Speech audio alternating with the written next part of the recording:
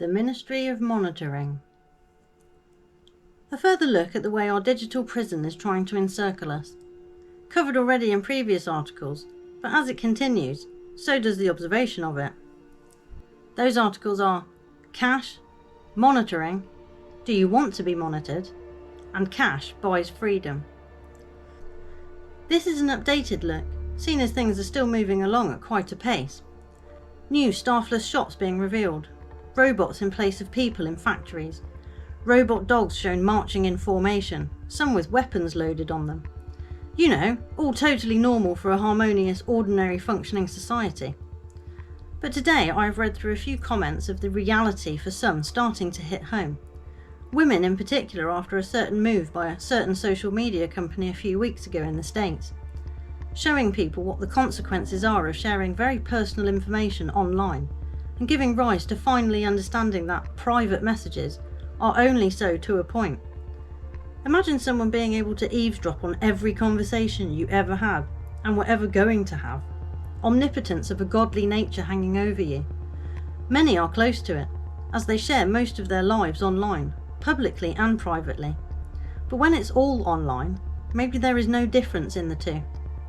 With microphones in telephones and TVs, they don't even need to bug people's homes anymore.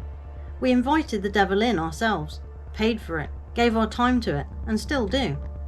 The saying, "you have nothing to fear if you have nothing to hide," is apt here, or would have been if the game was fair.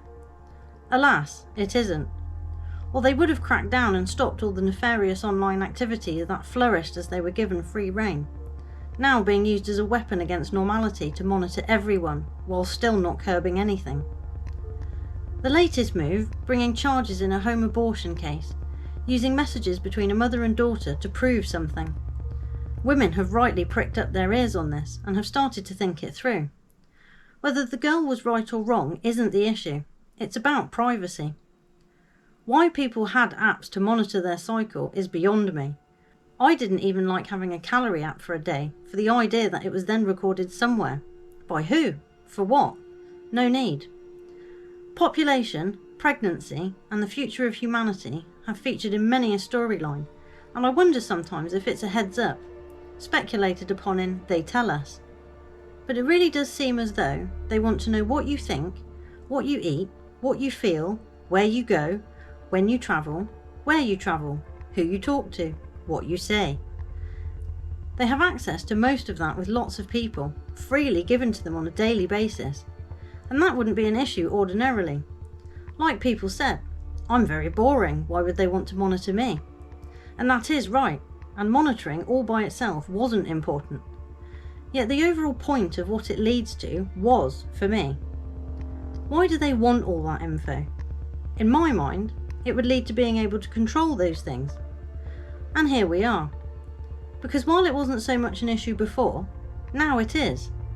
Because they want to decide things about you and for you, and those around you, based on that monitoring.